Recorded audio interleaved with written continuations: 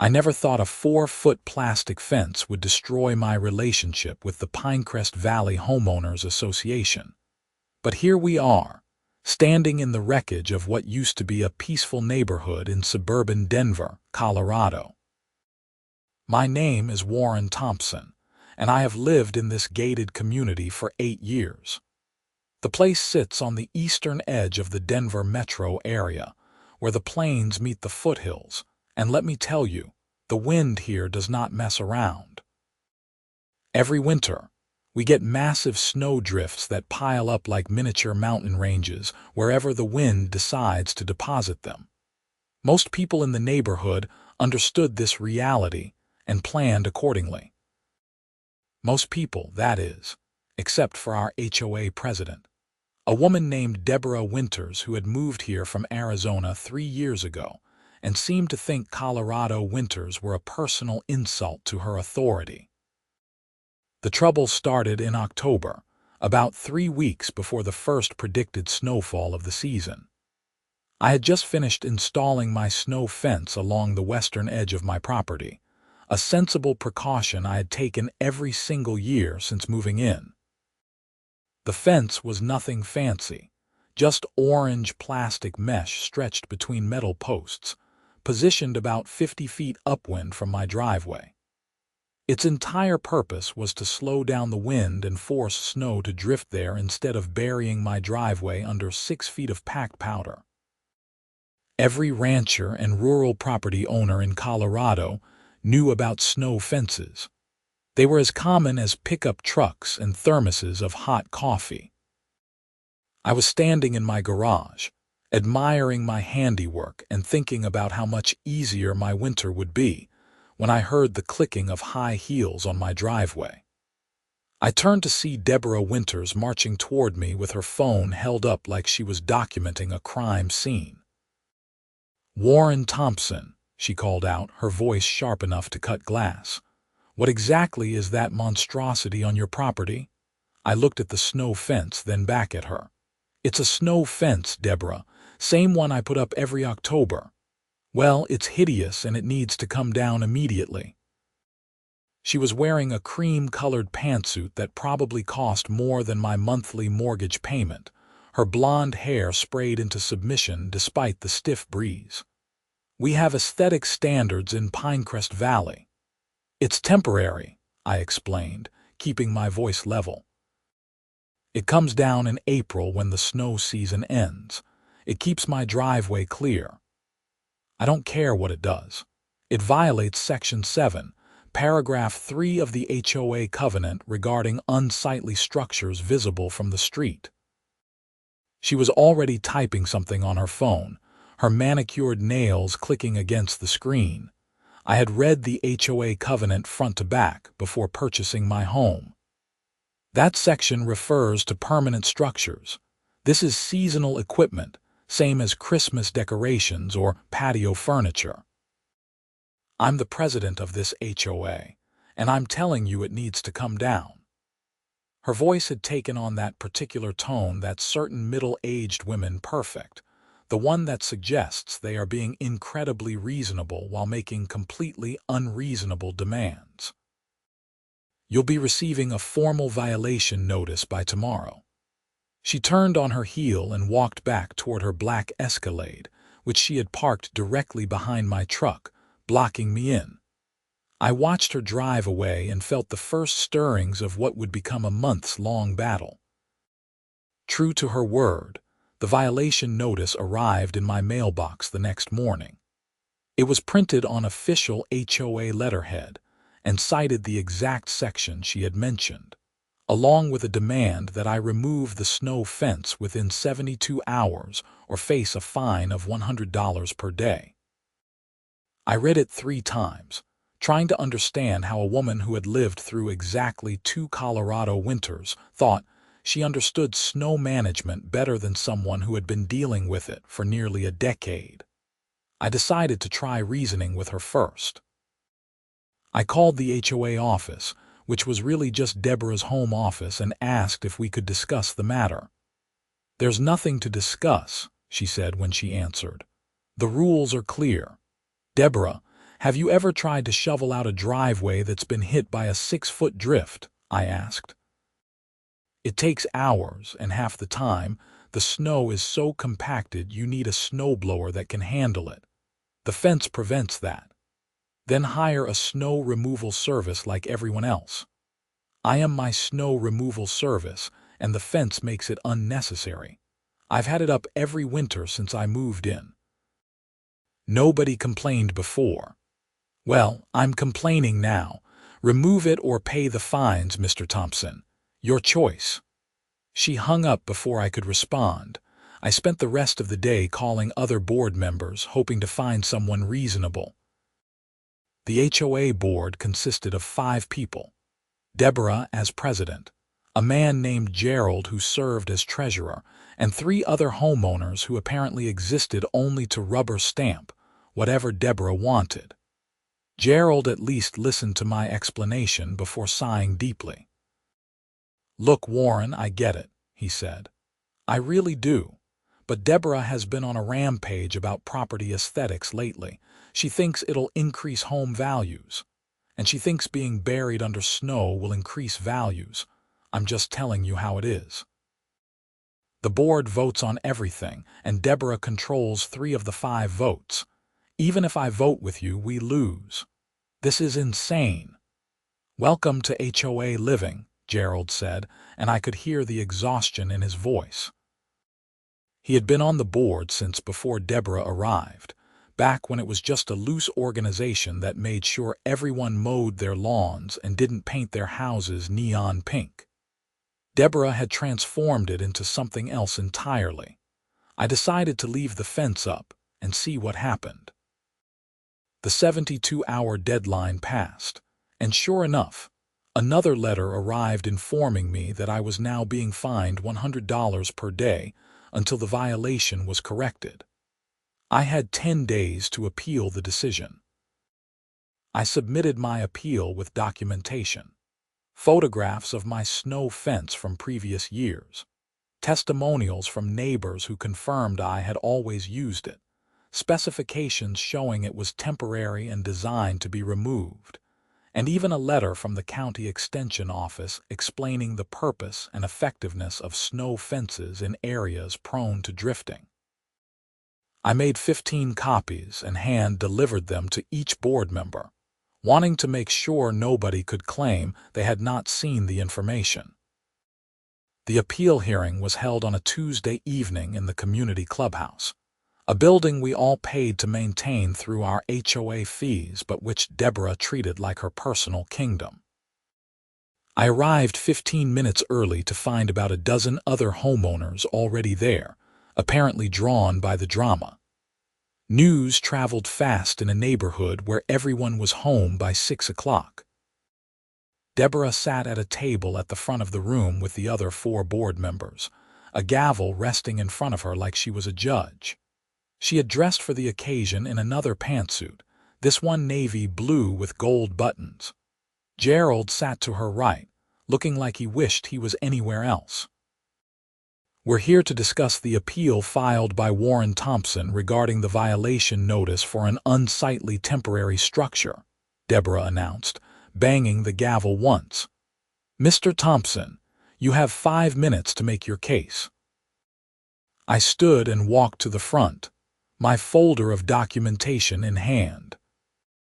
I laid out my argument calmly and systematically. The fence was temporary. It served a legitimate and necessary purpose. It had been used for years without complaint, and there was no provision in the HOA covenant that specifically prohibited it. I showed photographs of the massive drifts that formed on my property without the fence, drifts that sometimes extended into the street and created hazards for other residents. "In fact," I said, "I would argue that the snow fence increases property values by ensuring driveways remain accessible and reducing the risk of snow-related damage to homes and vehicles." Several people in the audience nodded. I recognized some of them as neighbors who also dealt with serious drifting problems. Deborah waited until I finished, her expression never changing. "Thank you, Mr. Thompson. The board will now deliberate." The deliberation lasted approximately 30 seconds. Deborah leaned over to whisper to the two board members on her left. Gerald said something I could not hear, and then she banged the gavel again. "The appeal is denied," she announced. "The violation stands, as do the fines. The snow fence must be removed within 48 hours, or the daily fines will increase to $200 per day. This meeting is adjourned."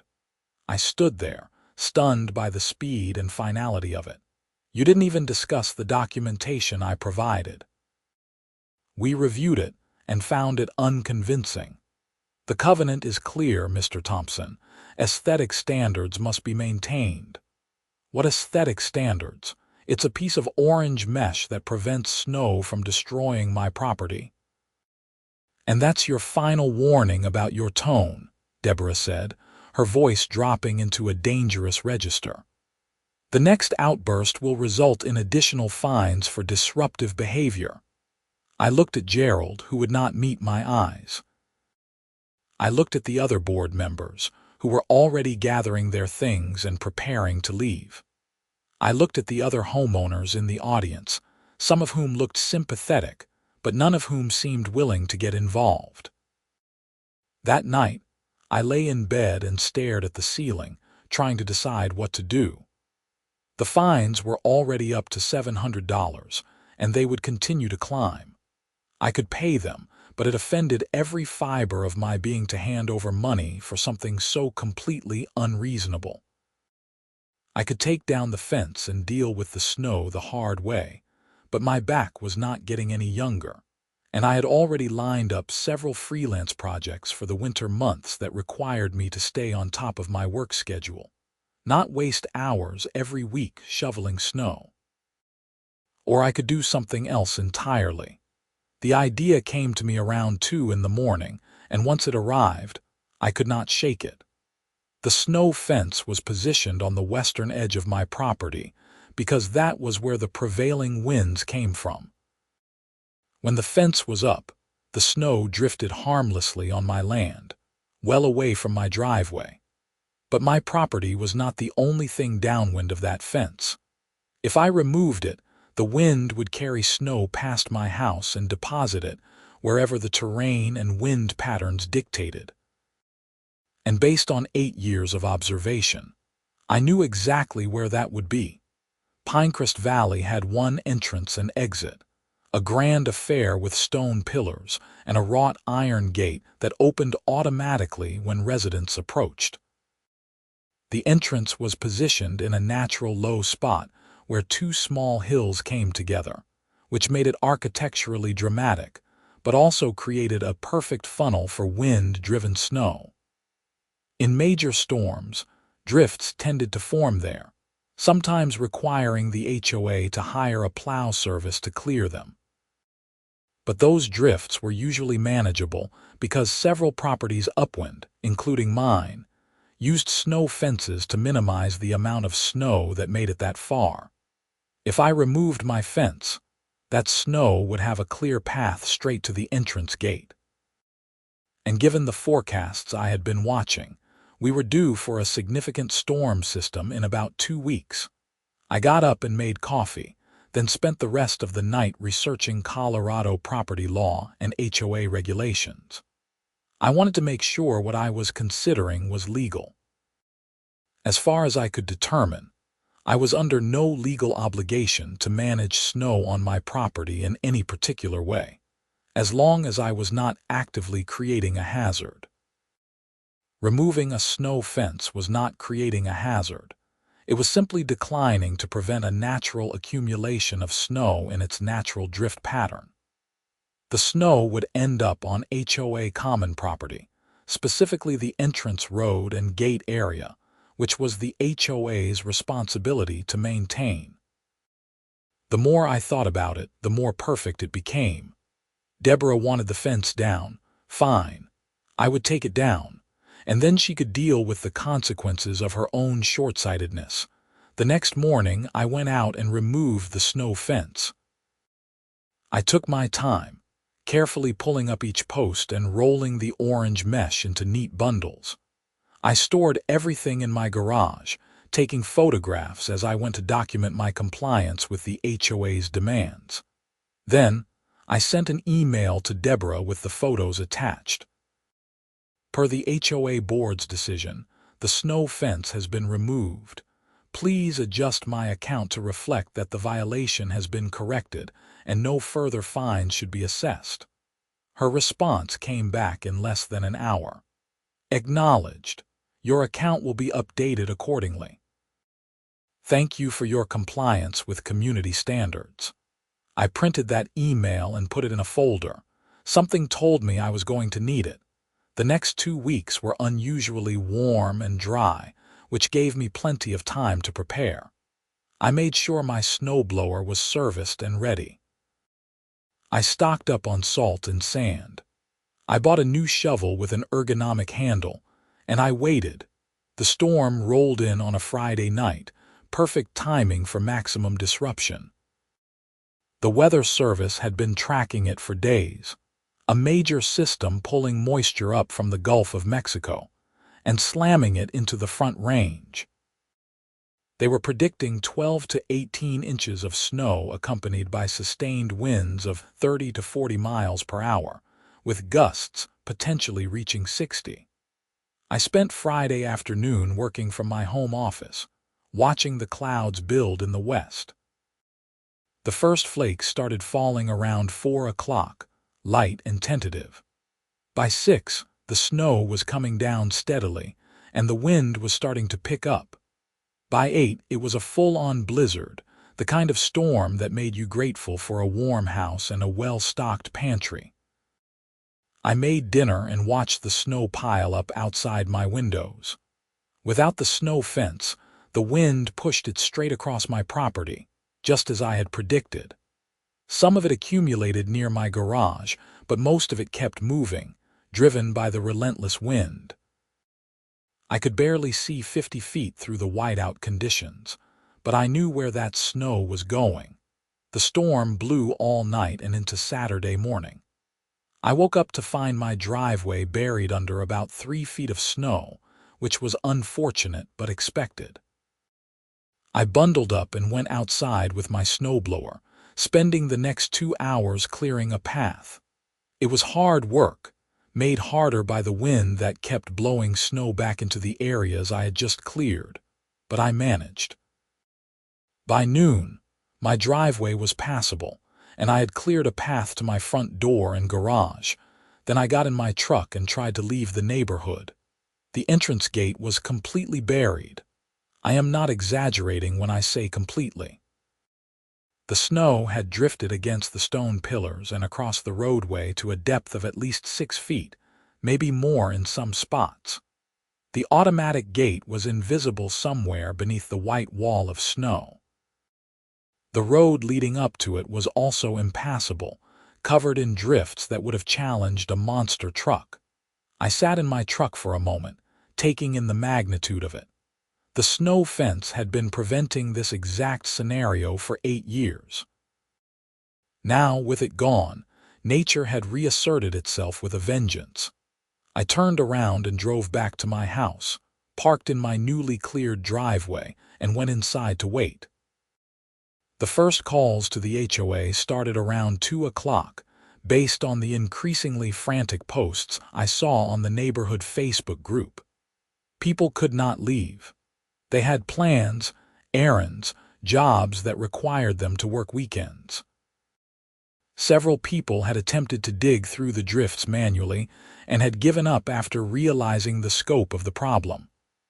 "Where is the plow service?" someone posted. "I called them," another person replied. "They said this is going to require special equipment and they can't get to it until Monday at the earliest." Monday? Are you kidding me? We're snowed in for the entire weekend. The posts kept coming, each more frustrated than the last. I read them all with a certain detached interest, sipping my coffee and watching the snow continue to fall outside. The storm was supposed to taper off by evening, but we had already received the bulk of the predicted snowfall. Around 4 o'clock, my phone rang. It was Deborah. "Warren, we need to talk," she said without preamble. "About what?" "About the situation at the entrance gate. The entire neighborhood is blocked in." "I heard about that. It sounds serious." There was a pause. "Did you have anything to do with this, with a blizzard?" "I'm flattered that you think I have that kind of power, Deborah, but I can't control the weather. Don't play games with me. Your snow fence kept this from happening, didn't it?" "I wouldn't know. You made me remove the snow fence, remember? Something about aesthetic standards and HOA covenants." Another pause, longer this time. "We need you to put it back up." "Why would I do that? The snow has already fallen. Putting up the fence now would be pointless." "No, I mean for the future, to prevent this from happening again." I set down my coffee cup and chose my words carefully. "Deborah, you fined me $700 and threatened to fine me $200 per day because you said the snow fence violated community standards. You denied my appeal. You told me it had to come down. Now you want me to put it back up. This is an emergency situation. This is a natural weather event that could have been prevented if the HOA had not banned the very device designed to prevent it. Are you seriously going to hold the entire neighborhood hostage over this?" "I'm not holding anyone hostage. I'm simply complying with the HOA's rules, which you insisted I follow. If the board wants to reconsider its position on snow fences, I'm happy to submit a new proposal. But right now, I'm not going to violate the same covenant that just cost me $700 in fines. This is ridiculous." "I agree completely. It was ridiculous to ban the snow fence in the first place." She hung up on me. I finished my coffee and went back to watching the snow. The weekend was long and tense. The neighborhood Facebook group devolved into arguments about whose fault the situation was, with some people blaming the HOA, others blaming the weather, and a few trying to blame me personally for removing the fence. At least, until someone pointed out that I had removed it because the HOA had ordered me to. One person posted, "Warren Thompson tried to warn everyone this would happen. He showed pictures of what happens without the fence. The board didn't listen." Someone else replied, "Why should the whole neighborhood suffer because of Warren's fence?" A third person jumped in. "Maybe ask Deborah Winters why she thought she knew better than someone who's been living here for 8 years. That comment got a lot of likes. The plow service finally arrived on Monday morning with a large front-end loader and spent 6 hours clearing the entrance. The final bill, which the HOA had to pay out of the common fund, was $8,000.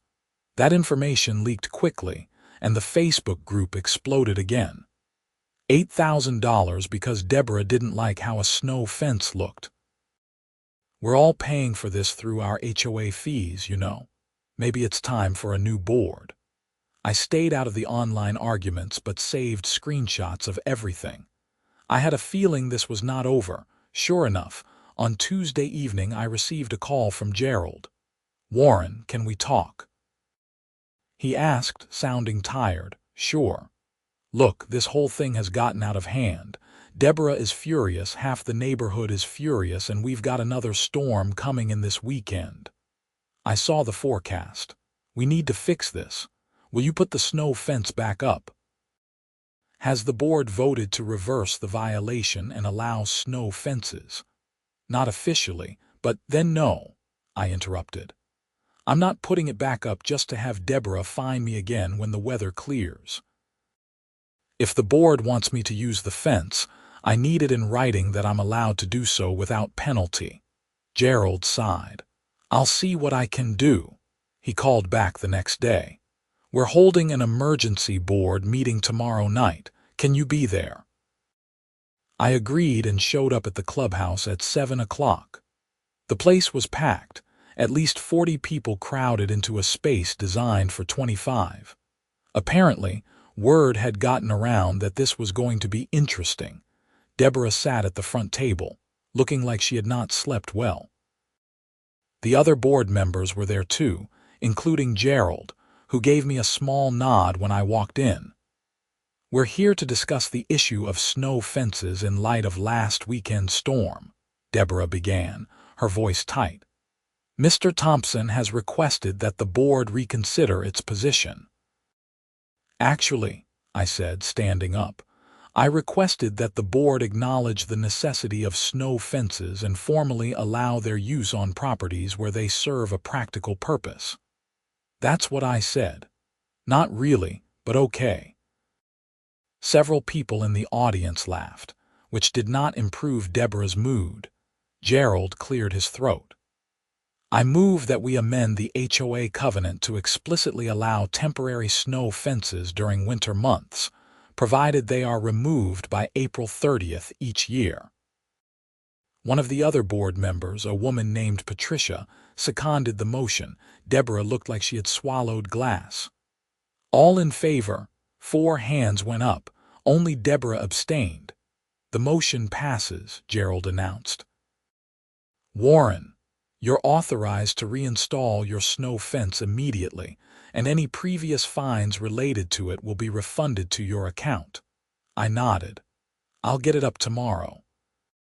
"While we're on the subject," Gerald continued, "I move that we send notice to all residents informing them that snow fences are now permitted and encouraged for properties that experience significant drifting issues."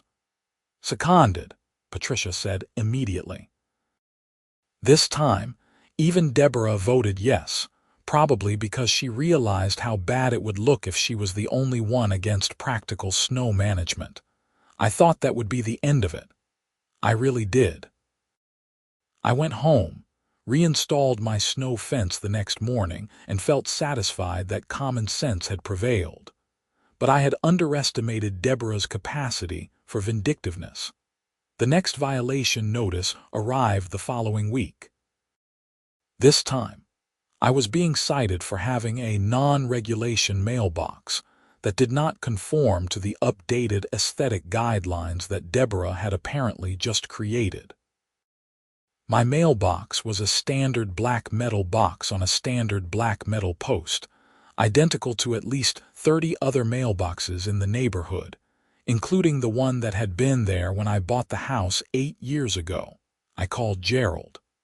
"What updated aesthetic guidelines?" "Oh, for the love of," he caught himself. "Warren, I'm sorry. Deborah just pushed through some new rules about mailboxes needing to match a specific style. Yours is fine under the old rules, but under the new ones, technically she's retaliating against me." "Yeah, probably." "What do I need to do?" "Ignore it.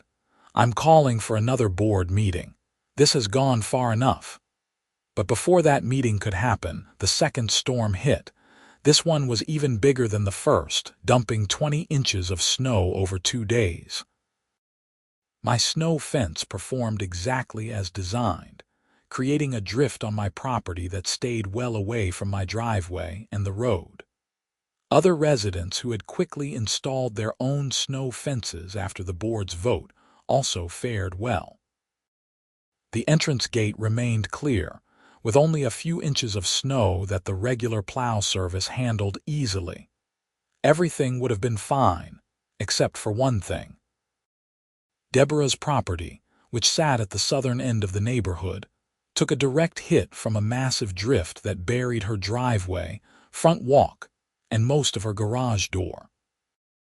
Because her property was positioned perpendicular to the prevailing winds, and she had no snow management measures in place, the snow just piled up against every vertical surface it encountered. I heard about it from several neighbors before I saw it myself. When I finally drove past her house, I had to admit it was impressive. The drift against her garage door had to be 8 feet high, and her entire front yard was buried under a blanket of white that made it look like a glacier had decided to take up residence. My phone rang that evening.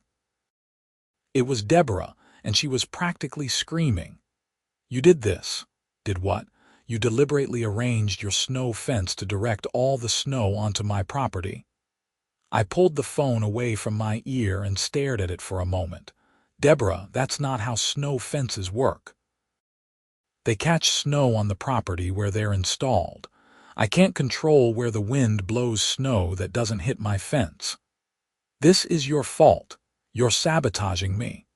I'm protecting my property using a method that the HOA board specifically voted to allow. If you're having problems with snow accumulation, maybe you should install your own fence. I want you to remove yours immediately. No, I'm the president of this HOA, and you're asking me to do something that would violate the board's own rules. The answer is no, Deborah. Now, if you'll excuse me, I have work to do. I hung up before she could respond. The next morning, I woke up to find a truck parked in front of my house. 2 men were standing in my yard, looking at my snow fence. I grabbed my jacket and went outside. "Can I help you, gentlemen?" The older of the 2 men turned to me. "Are you Warren Thompson?" "I am, and you are." "My name is Mike Daniels. I'm a contractor. Mrs. Winters hired me to remove this fence." "Did she now?" I pulled out my phone and started recording. "This fence is on my property, which means you're trespassing. I'm going to have to ask you to leave." Mike held up his hands. "Hey, look, I don't want any trouble. The lady said she had the authority to have this removed." The lady lied. "This is my property, and that fence is staying right where it is. If you touch it, I'll call the police and have you arrested for vandalism and trespassing." Mike looked at his partner, then back at me. "You know what? This isn't worth the hassle. We're gone." They got in their truck and drove away. I called Gerald immediately. "She tried to have my snow fence removed by force," I said without preamble. "What?" I explained what had just happened. Gerald was silent for a long moment. "Warren, I need you to document everything. Photos, videos, dates, and times. Can you do that?" "Already doing it." "Good. I'm calling an emergency board meeting for tonight. This ends now." That evening's meeting was even more crowded than the last one. Someone had posted about it on the neighborhood Facebook group, and everyone wanted to see what would happen. Deborah sat at the front table with her arms crossed, her expression defiant. Gerald stood up and addressed the room. "We're here to discuss allegations of harassment and abuse of power by the HOA president. Multiple residents have come forward with complaints about retaliatory fines, selective enforcement of rules, and today, an attempted illegal removal of property." "That's a lie," Deborah snapped. "I have video evidence," I said, standing up. I pulled out my phone and played the recording of my conversation with the contractors. The room was silent as everyone listened. When it finished, Gerald turned to Deborah. "Did you hire those men to remove Warren's snow fence from his property?" "He's been deliberately sabotaging the neighborhood." "That's not an answer. Did you or did you not hire contractors to remove property that does not belong to the HOA?" Deborah's face flushed red. "He removed his fence and caused the first storm disaster. He's manipulating everything." "He removed the fence because you fined him and threatened additional fines if he didn't," Patricia said, speaking up for the first time. "And he put it back up after we voted to allow it. None of that justifies what you tried to do today." "I move that Deborah Winters be removed as president of the HOA board, effective immediately," Gerald said.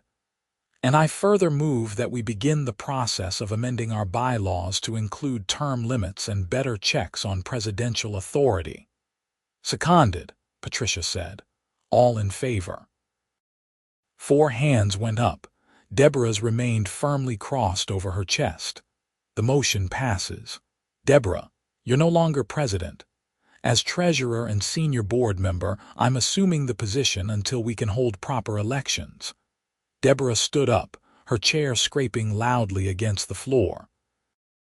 "You're all going to regret this. I'll sue every single one of you." "For what?" Gerald asked calmly. Following our own bylaws and removing a board member who abused her authority. I made this neighborhood better. I raised property values. You cost us $8,000 in snow removal and created a hostile environment for multiple residents, Gerald replied. Now please leave. Deborah grabbed her purse and stormed out, slamming the door hard enough to rattle the windows. The room erupted in conversation, everyone talking at once. Gerald banged the gavel. One more item of business. Warren, on behalf of the board, I want to formally apologize for everything you've been put through. Your $700 in fines will be refunded, plus interest, plus an additional $500 for your trouble. The room applauded. I nodded, accepting the apology. That should have been the end of it. Deborah was removed from the board, the snow fence issue was resolved, and life in Pinecrest Valley returned to something resembling normal.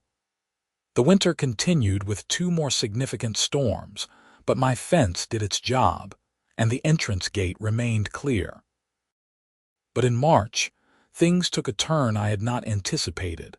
I was at home working when I heard a loud bang from outside. I looked out my window to see Deborah's Escalade parked in the street and Deborah herself standing next to my snow fence with a sledgehammer. I ran outside. "What are you doing?" She turned to me, her face twisted with rage. "If I can't have it removed legally, I'll do it myself."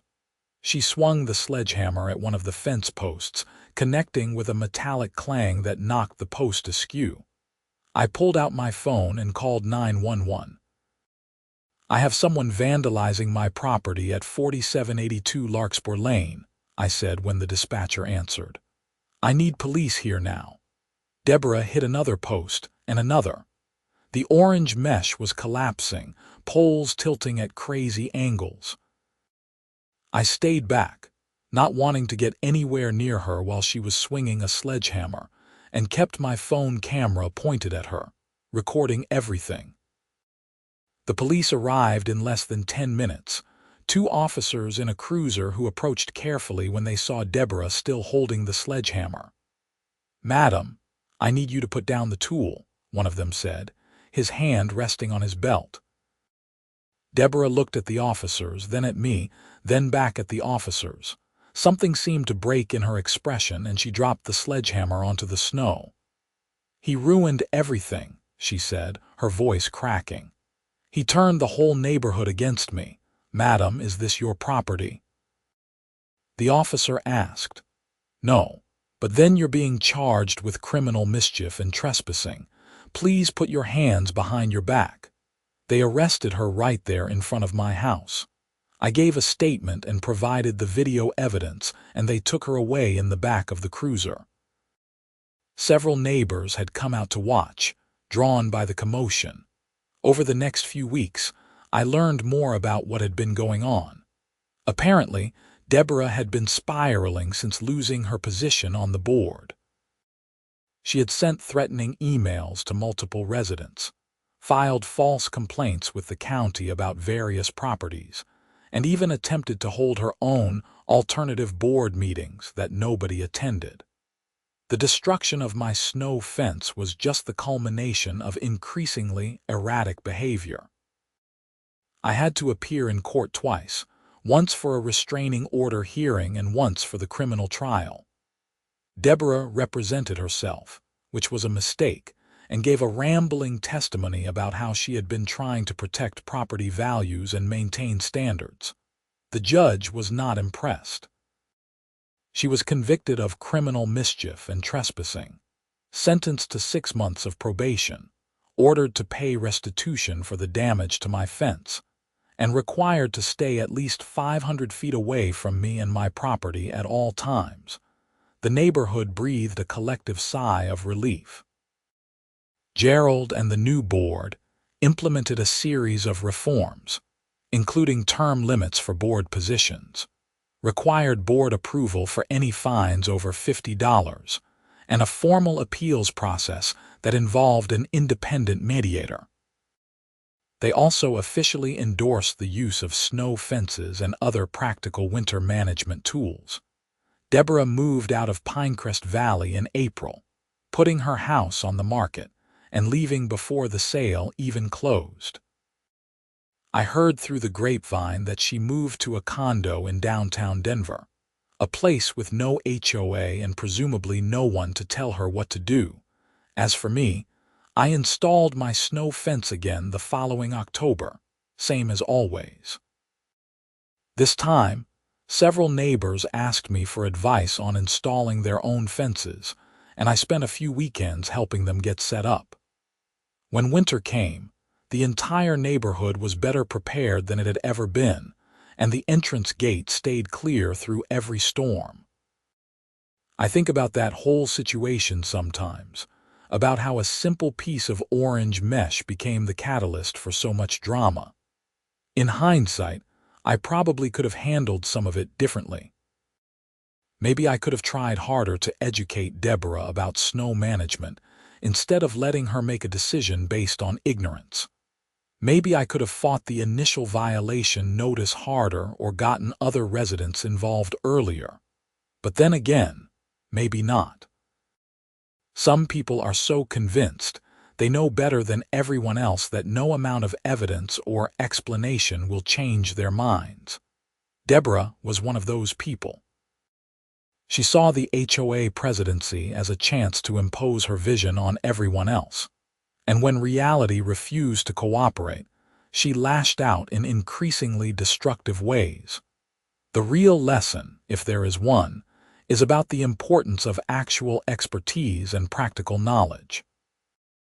Deborah had moved to Colorado from Arizona and immediately assumed she understood how to manage a Colorado winter better than people who had been living through them for years. She prioritized aesthetics over function, appearance over practicality, and her own authority over common sense. And when those decisions led to predictable negative consequences, she blamed everyone else instead of reconsidering her position. In the end, nature has a way of making its own rules clear. You can pass all the HOA bylaws you want, but you cannot legislate away 6 feet of wind-driven snow. You can fine people and threaten them and insist that your way is correct. But that will not change the fact that a $40 snow fence is more effective than an $8,000 emergency plow service. The snow fence still goes up every October and comes down every April. My driveway stays clear all winter. The neighborhood entrance remains accessible. And Pinecrest Valley learned an important lesson about the difference between rules that make sense and rules that just make someone feel powerful. Sometimes malicious compliance is not about revenge or proving a point. Sometimes it is just about following the rules exactly as written and letting reality demonstrate why those rules were wrong in the first place. I did not create the snowdrifts that buried the entrance gate. I just stopped preventing them, exactly as I had been ordered to do. The snow did the rest. It has been almost a year since Deborah's arrest, and life in Pinecrest Valley has settled into a comfortable routine. Gerald served as interim president for 6 months before stepping down, saying he had done his time and wanted someone younger and more energetic to take over. Patricia ran for the position and won easily, and she has been doing an excellent job of maintaining the reforms Gerald put in place while also bringing some new ideas to the table. The neighborhood Facebook group is still active, but much less dramatic. People post about lost pets, recommend local contractors, organize social events, and occasionally debate the merits of different snow shovels. It is boring in the best possible way, exactly what a neighborhood group should be. My snow fence has become something of a local landmark. New residents sometimes ask about it, and their neighbors explain the whole story, usually with embellishments that make me sound more heroic than I really was. I have heard versions where I stood up to Deborah in a dramatic confrontation, versions where the entrance gate was blocked for weeks, and one particularly creative version where I had predicted the exact day and hour the big storm would hit. The truth, as usual, is more mundane. I put up a fence to keep snow off my driveway. Someone told me I could not. I complied with their order, and the snow went where it naturally wanted to go, and eventually common sense prevailed. The only drama came from someone who could not admit they had made a mistake. I did get one unexpected benefit from the whole situation. My freelance business picked up significantly. Apparently, standing up to an unreasonable HOA president was good for my reputation, and several people specifically mentioned it when reaching out to hire me. If you can deal with Deborah Winters, you can deal with any difficult client, one person said. I could not really argue with that logic. The restitution payments from Deborah came in monthly installments, deposited automatically into my account as part of her probation terms. I used the money to upgrade my snow fence setup, investing in heavier duty posts and better quality mesh that would last for years. I also donated some to the neighborhood common fund, earmarked specifically for winter weather preparedness. Patricia made sure to send a thank you note acknowledging the donation at the next board meeting. When April rolled around and it was time to take down the fence, several neighbors helped me, turning it into an impromptu neighborhood gathering. Someone brought beer, someone else brought burgers for the grill, and we made an afternoon of it. It felt good, being part of a community that actually functioned like a community instead of a dictatorship with aesthetic committees. As I rolled up the orange mesh for storage, one of the newer residents asked me, "Do you regret any of it? All the drama and stress?" I thought about it for a moment. "No," I said finally. "I mean, I wish Deborah had just listened in the first place and saved everyone the trouble. But sometimes you have to stand up for what makes sense, even when someone with a fancy title tells you you are wrong." If I had just taken down the fence and kept quiet, we all would have suffered through a worse winter. The entrance gate would have been blocked multiple times, and the HOA would have wasted tens of thousands of dollars on emergency snow removal. And Deborah would still be on the board making more bad decisions. So you think it was worth it? I think reality would have made itself clear eventually, with or without me. I just helped it along a little bit. He laughed and handed me another beer. "Well, thanks for taking one for the team." That night, after everyone had left and I had stored the fence components in my garage, I stood on my back deck and looked out over the neighborhood. Lights were on in the houses. Smoke drifted from a few chimneys even though spring was well underway, and everything looked peaceful and normal. I thought about Deborah, wherever she was now, and hoped she had learned something from the experience. Probably not, but it was nice to hope. Some people just could not be reached by logic or evidence or consequences. They went through life convinced that their way was the only way, and everyone else was just too stupid or stubborn to see it. But most people, I had found, were pretty reasonable if you gave them a chance. They wanted their driveways to be clear and their homes to be safe and their neighborhoods to be pleasant places to live. They did not care about enforcing arbitrary aesthetic standards or wielding petty authority over their neighbors. They just wanted things to work. And thanks to a $40 snow fence and a lot of unnecessary drama, things in Pinecrest Valley finally did work. The HOA had reasonable rules, enforced reasonably, by reasonable people who understood that the purpose of community management was to make life better for everyone, not to impose one person's vision of perfection on everyone else. The snow fence would go back up in October, and it would come down the following April, and life would continue. Some winters would be harder than others. Some storms would be worse than expected, but we would all get through them together. using the tools and knowledge that actually made a difference instead of pretending that appearances were more important than function. As I turned to go back inside, I noticed a car slowing down in front of my house. For a moment, I tensed, wondering if Deborah had decided to violate her restraining order. But it was just a neighbor, waving as they drove past on their way home. I waved back and went inside. Everything was fine. The fence was stored, the winter was over, and Pinecrest Valley had survived another season wiser than before.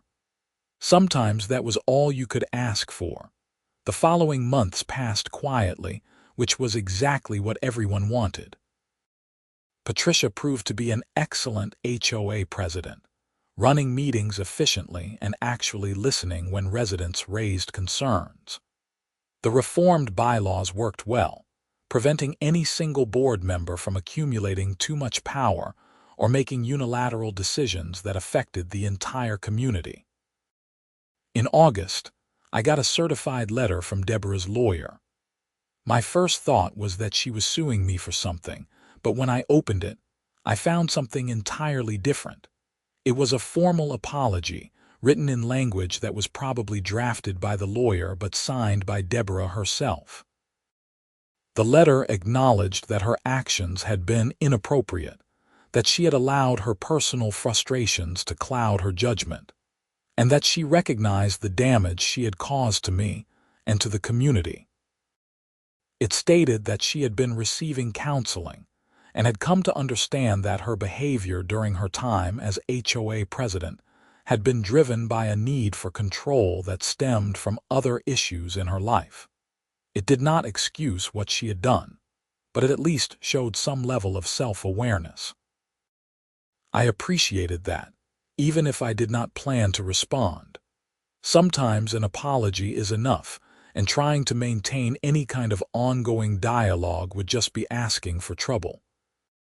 I filed the letter away in the same folder where I kept all the documentation from the snow fence saga, a paper trail of one of the stranger chapters of my life. Maybe someday I would look back on it and laugh, or maybe I would just appreciate that it was over. September came, and with it the first hints of fall. The aspen trees in the foothills started turning gold, the morning air had a crisp edge to it, and everyone in Colorado started mentally preparing for winter. I serviced my snowblower, tested my ice scraper on the truck, and checked my supplies of salt and sand. And in October, right on schedule, I installed my snow fence. This time, there were no violation notices, no angry phone calls, no threats of fines or dramatic confrontations. Just me, a few hours of work, and a simple orange fence that would do its job quietly and effectively all winter long. Several neighbors had maintained their own snow fences from the previous year, and a few more installed new ones, having seen how well they worked. The neighborhood was better prepared for winter than it had ever been, all because someone had finally bothered to listen to practical advice instead of prioritizing how things looked over how they worked. The first snow of the season came in early November, just a few inches that melted off within a day. But it was a reminder that winter was coming, and we were ready for it. When the real storms hit in December and January, the entrance gates stayed clear, driveways remained accessible, and the HOA did not have to spend thousands of dollars on emergency snow removal. It was exactly as boring and uneventful as it should have been, which meant it was perfect. Sometimes I drive past the spot where Deborah's house used to be. The new owners seem nice, a young couple with 2 kids who wave when they see me. They have no idea about the drama that unfolded there, about sledgehammers and police cars and a woman who could not accept that she was wrong. And that is probably for the best. They get to just live their lives, shovel their driveway, and enjoy their home without being part of someone else's cautionary tale. As for me, I learned a lot from the experience. I learned that sometimes standing up to unreasonable authority is worth the hassle. I learned that communities function best when decisions are made based on practical considerations rather than personal preferences. I learned that nature does not care about your HOA bylaws, and trying to enforce rules that contradict reality is a battle you will always lose. But mostly, I learned that a $40 snow fence can teach more valuable lessons than most people learn in a lifetime, as long as you are willing to pay attention to what reality is trying to tell you. The snow fence still sits on my property every winter, doing its simple job with quiet efficiency. It catches snow, protects my driveway, and keeps the neighborhood entrance clear. It is not pretty, but it works, and in the end, that is what actually matters. Deborah wanted everything to look perfect, even if it meant creating problems that did not need to exist. She valued appearance over function, authority over expertise, and being right over being effective. And when those values crashed into the reality of a Colorado winter, reality won. It always does. Winter is coming again soon, and I am ready for it. The fence will go up in a few weeks, the snow will fall, the wind will blow, and life will continue. The entrance gate will stay clear, my driveway will be accessible, and Pinecrest Valley will make it through another winter without drama or disaster. And every time I look at that orange mesh stretched between metal posts, I will remember the year when a simple snow fence became the most controversial object in the neighborhood, and how common sense eventually prevailed over stubborn authority. It is a good reminder to have, especially in a world where people in positions of power often forget that their job is to serve the community, not to impose their personal vision on everyone else. Rules should exist to make life better, not just to make someone feel important. And when rules stop serving their purpose, they need to be changed, no matter how much ego is invested in defending them. That is the real story of the snow fence, not about revenge or malicious compliance, or even about standing up to an unreasonable HOA president. It is about remembering that practical solutions to real problems are more valuable than maintaining appearances for the sake of someone's pride. The snow will fall again this winter, just like it always does. But this time, we will be ready for it, with fences in place and knowledge earned, and a community that learned to value what actually works over what someone thinks should work. And that makes all the difference.